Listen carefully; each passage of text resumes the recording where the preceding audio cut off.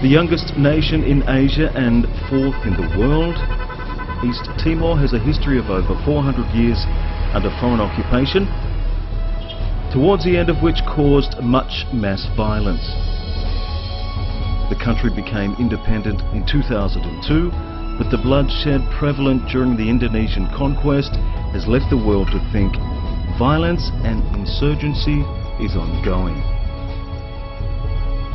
A decade has passed and wounds have turned to scars. East Timor, now a developing country, is moving forward. Its new chapter has begun.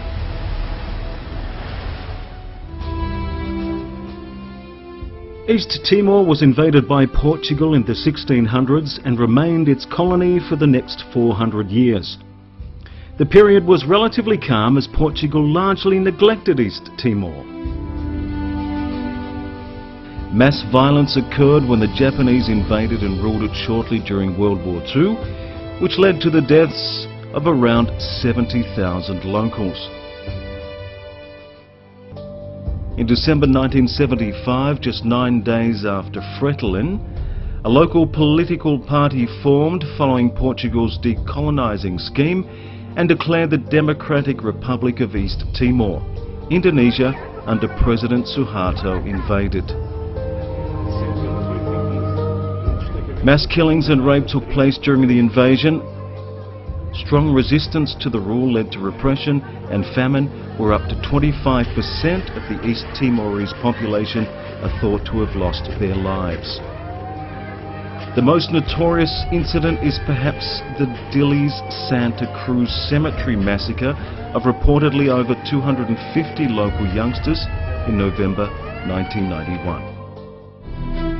Several groups fought against the Indonesian forces, one of which were the Falentil, the armed wing of the Fretilin Party. The Falentil were guerrilla fighters led by Zanana Gusmao and battled progressively for the independence.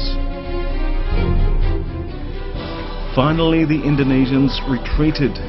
East Timor became formally independent on May 20, 2002. A proud new nation was born.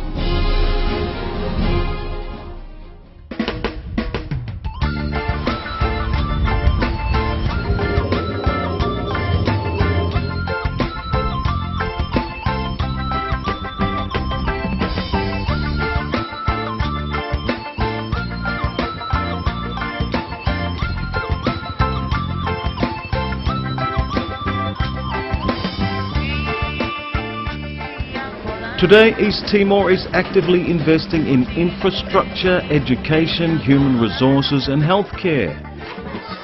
The people take pride in their country's independence, enjoy free and peaceful lives. Forgiveness and reconciliation is their slogan.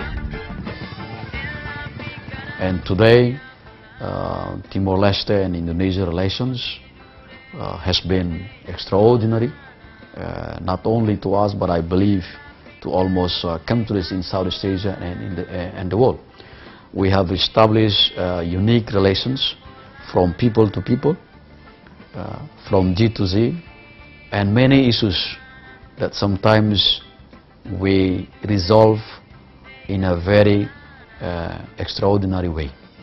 And we put aside what was considered as gross human rights violations, impunity, justice and all this.